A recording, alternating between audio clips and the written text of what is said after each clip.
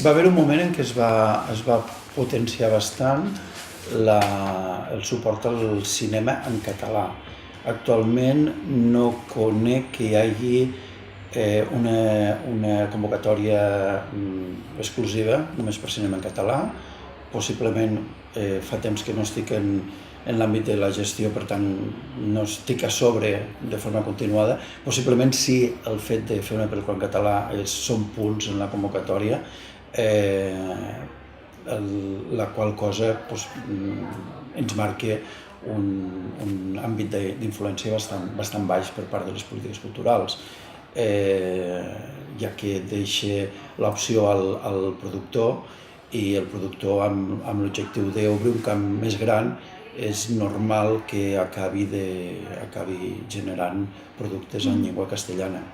També perquè moltes de les pel·lícules que es fan a Catalunya tenen una projecció, totes busquen una projecció espanyola, però moltes també tenen una cooperació a través de la coproducció amb altres companyies o productores d'altres territoris. Ja et dic, ara actualment desconec que hi hagi algun impuls concret en el tema de la producció en català. Què es podria fer? Jo crec que actualment s'està fent una política, aquesta és una política des de fa molt de temps, que no sempre ha estat dintre les polítiques culturals, ja que és una política que es fa des de política lingüística, que a vegades ha depengut, durant molts governs ha depengut directament de presidència. Es planteja el doblatge de pel·lícules estrangeres al català, amb l'intenció, evidentment, si no entenc quin és l'objectiu d'aquesta política, amb l'intenció d'incrementar els espectadors en cinema d'aquesta llengua. Això ha quedat demostrat que no funciona. Quan s'ofereix en els cinemes els dos tipus de pel·lícules, la catalana, la doblada catalana i la doblada al castellà, recordem que són pel·lícules, normalment el seu idioma original és l'anglès, o pot ser altres llengües europees, però normalment és l'anglès. Normalment són pel·lícules de majors que s'acaben estrenant també en castellà. Molt poques vegades són pel·lícules que s'estrenen en llengua original. Acaba guanyant sempre la versió castellana. Per quins motius? Bé, doncs perquè més enllà del fet d'ajudar al doblatge i del fet de demanar determinades còpies, determinats llocs de distribució, no hi ha gaire més acció. Llavors, els propis distribuïdors, els propis exhibidors, acaben repartint aquestes pel·lícules com el seu interès els hi va. Jo crec que és una lluita perduda. La puc entendre en el sentit que en d'altres àmbits culturals, en altres productes culturals, mitjançant una política de foment de la traducció, s'ha aconseguit incrementar el número de lectors, ha passat en el cine, en el llibre, per exemple, on la lectura en català és bastant similar al nombre de gent que llegeix en castellà. Però això no ha passat en el cinema. Són formats diferents, per tant no té per què funcionar igual. Arribat a aquest punt, jo crec que la política de doblatge al català segurament s'hauria de revisar i revisar aquesta política, que és cara, una política cara, es podrien destinar més recursos a fer producció pròpia en llengua pròpia. Per tant, ajudar als productors que parteixen amb un risc més elevat pel fet d'estar treballant en una llengua minoritària, ajudar-los o compartir amb ells part d'aquest risc per tal que aquests productors puguin engrescar-se a treballar en aquestes llengües. Això no es va desenvolupar. I ja hi ha un altre precedent, crec que va ser un decret en l'època Pujals, on també es perseguia això. Va passar el mateix. La força que té la indústria acaba imposant els interessos de la mateixa. I el polític acaba sent dèbil davant d'aquesta força.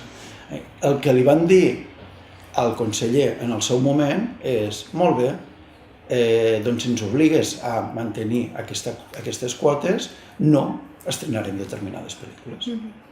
I davant d'aquesta situació es va cedir.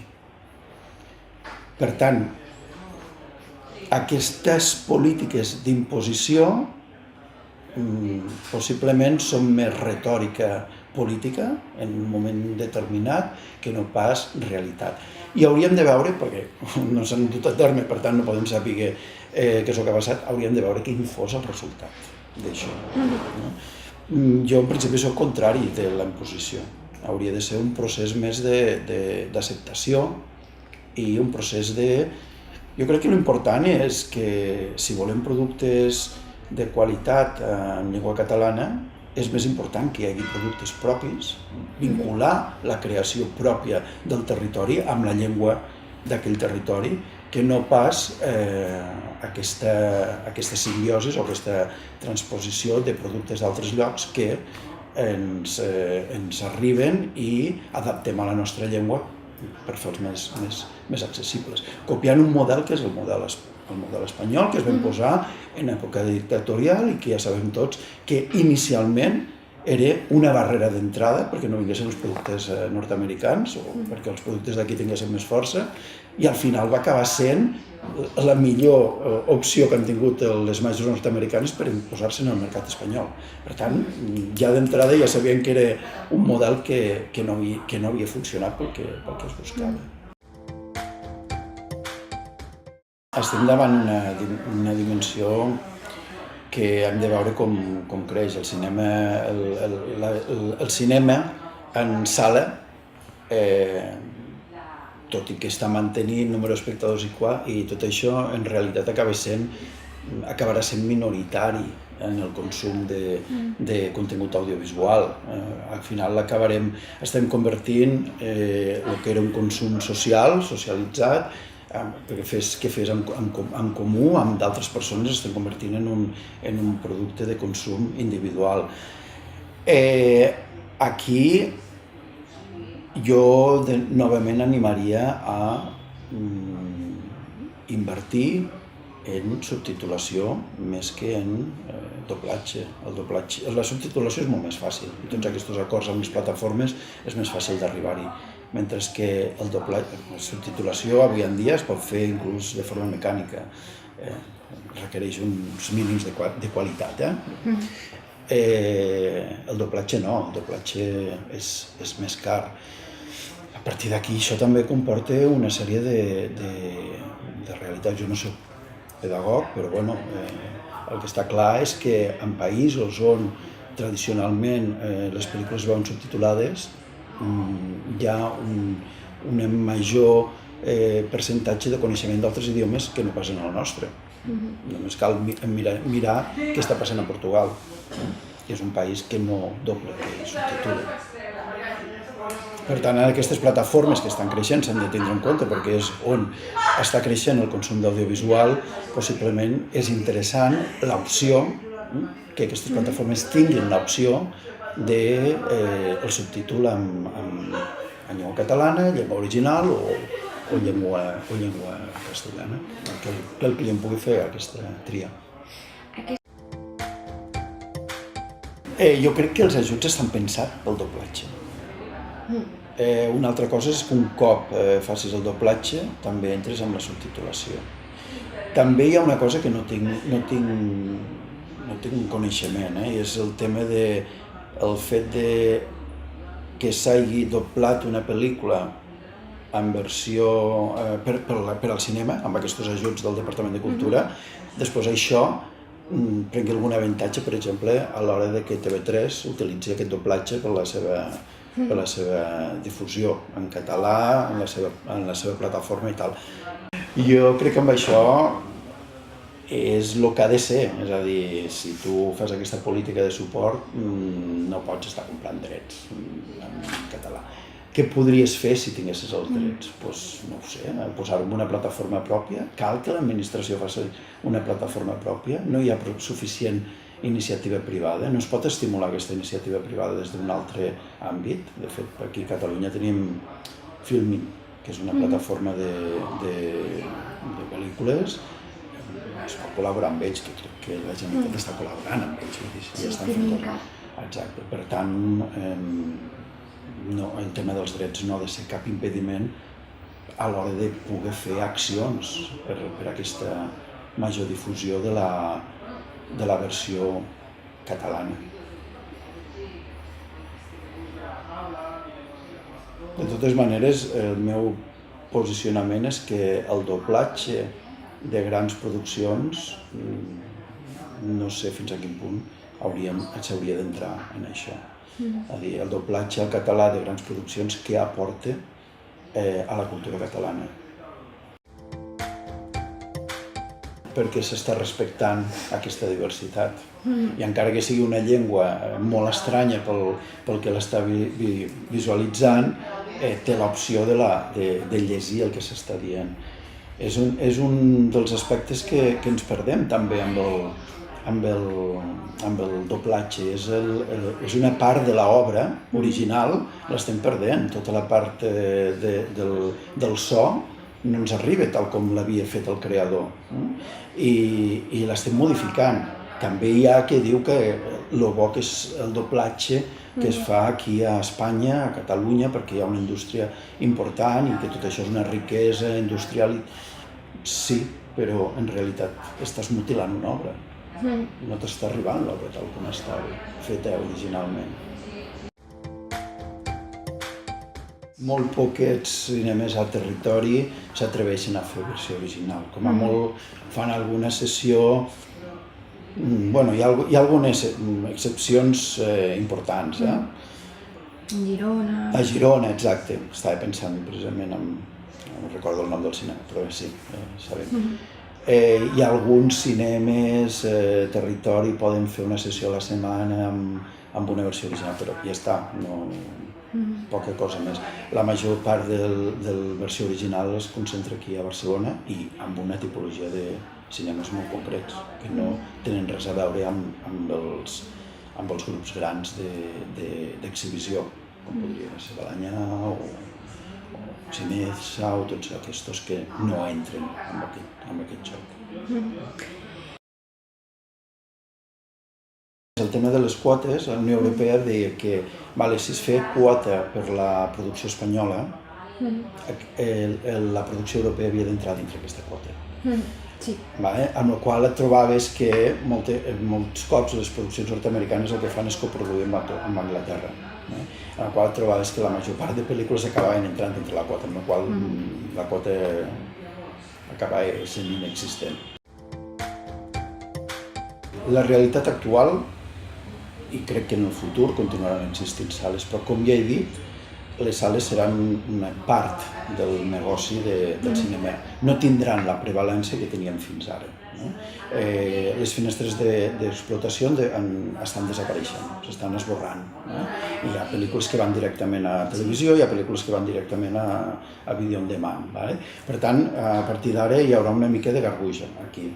Per tant, posem clar que la gent que aniran a veure cinema en sala o els espectadors en cinema en sala serà només una part del consum audiovisual o del consum de la producció cinematogràfica, si volem parlar de llargmetratge només. Tot i que l'audiovisual també s'està expandint, s'està escampant. Per tant, potser no és tan important posar l'accent aquí. Potser és més important pensar en aquest mercat global que està conformat per tota una sèrie de plataformes en les que podem incidir. A partir d'aquí, jo crec que hem de ser honestos. La gran potència productora de cinema avui en dia és Nord-Amèrica. Bueno, Nord-Amèrica. Les majors. Posem aquesta nacionalitat, però en realitat són multinacionals.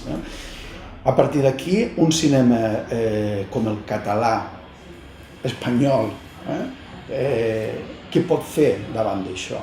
Ser honest, sàpiga la mida que té, buscar un camp d'especialització. Aquí hi ha grans professionals, grans creadors, que són incapaços, perquè la nostra indústria no ho permet, de fer obres similars als Estats Units, però són molt capaços de fer obres molt interessants que expliquen històries com Estiu del 83, que en un lèxic que tinc. Per tant, dediquem-nos a aquest tipus de cinema i donem-li tot el suport. Donem el suport perquè sigui conegut. El problema no és que es programi o no es programi. El problema, els dolents de la pel·lícula no són els distribuïdors o els exhibidors. Ells van al seu rotllo. Si tu a un distribuïdor, a un exhibidor, li dius aquesta pel·lícula està creant interès, perquè es va estrenar a Sant Sebastià, va guanyar no sé què, la gent l'està veient a través de plataformes, te la posaran. Però és que has de demostrar l'interès de la població per a aquella pel·lícula, si no, és evident que ells passen pàgines i se'n van a una altra cosa. Ells el que volen és omplir sales. Llavors, crec que és important això, fer bon cinema amb els recursos que tenim i intentar, això sí, difondre el millor possible. I després hi ha un altre tema.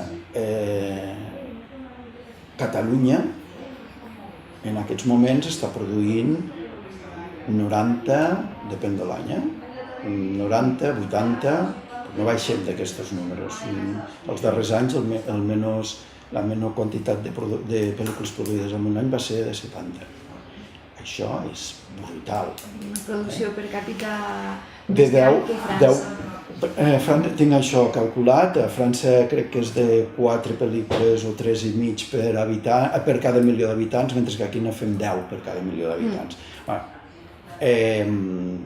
Això és impensable, que tot el mercat absorbeixi o que siguem capaços de difondre tota aquesta producció. Amb això, què vull dir? Vull dir que s'ha de fer menys producció? No té per què, però sí que hem de ser molt selectius. Què va al cinema? Què va al cinema en sala? El cinema en sala només pot anar la pel·lícula que té capacitat de subsistir en aquest entorn. Per tant, pel·lícules que estan pensades per anar allí. Pel·lícules que després aniran als festivals principals. El que més, que la major part d'aquestes 90 pel·lícules, potser n'hi ha 40 o més, que són documentals, això és un altre circuit, és un altre espai. I avui en dia que tenim tantes finestres d'explotació, aprofitem, busquem quin és el nínxol on nosaltres podem ubicar aquesta obra, aquesta pel·lícula determinada, concreta. Per tant, especialitzar-nos, buscar el camp de sortida o l'espai d'exhibició per cada tipologia d'obra i promoure a nivell de cinema en sales, si volem dir així, aquelles pel·lícules que realment tenen capacitat de tindre un espai remarcable en aquest entorn. La recepció cultural jo crec que és important en una llengua minoritària i s'ha de tindre en compte en les polítiques culturals. I la Convenció de la UNESCO sobre la diversitat cultural d'alguna manera ens porta també a quin és el tractament que han de tindre aquestes llengües. Està clar que si d'alguna manera la llengua catalana, a Espanya tenim realitats diferents. La llengua catalana té una realitat, és una llengua forta, una llengua viva, s'utilitza socialment i de forma important, però és cert que a l'entorn hi ha una llengua molt més forta, que és la castellana, que requereix d'uns determinats intervencions a favor de la llengua minoritària. I això jo ho tinc claríssim i així ha de ser. Però no crec que aquestes intervencions no crec que siguin una bona mesura passar per això, per agafar productes de fora i adequar-los aquí. Si hem de fer valdre la llengua pròpia, fem-la valdre en els productes propis i fem que aquesta llengua que en principi diferencia una col·lectivitat sigui generadora de creació pròpia, que això ens donarà valor de futur també. Per tant, el que hem de defensar és la pròpia creació i mai en detriment d'altres, és a dir, tot el contrari. Sense afany de... L'important és créixer, no, l'important no és créixer, l'important és tindre 7, 8, 10 pel·lícules a l'any que tinguin un impacte important amb la població, sigui pel mitjà que sigui, i que es facin en llengua catalana. Com també hi ha d'haver producció en llengua castellana. Dintre dels productors catalans poden també fer producció en llengua castellana o anglesa. Està demostrat que és molt més fàcil arribar a un mercat internacional en llengua anglesa, doncs per què no poden estar també? Però si l'administració li pertoca de preservar la llengua pròpia, per tant, apoyem el creador, el productor, a fer aquestes produccions que ja et dic, d'entrada, evidentment tenen un risc superior. Està claríssim. Una altra cosa és que a la indústria no li interessi, que hi hagi molta gent que d'entrada a la societat digui m'agrada anar a veure les pel·lícules en anglès, possiblement no està preparada la societat. Per tant, hauríem de veure com es pot fer el canvi, si s'ha de fer d'una forma en transició, si fer com en alguns països on si el doblatge es manté per a pel·lícules infantils però no per a adultes, s'hauria de veure. Jo crec que això obre un debat seria sa, un debat que a més crec que seria important invitar-hi professionals d'altres àmbits. A pedagogia, per exemple, té molt a dir i per tant, no només la gent implicada dintre del sector, sinó altres àmbits seria interessant que professionals diguessin la seva.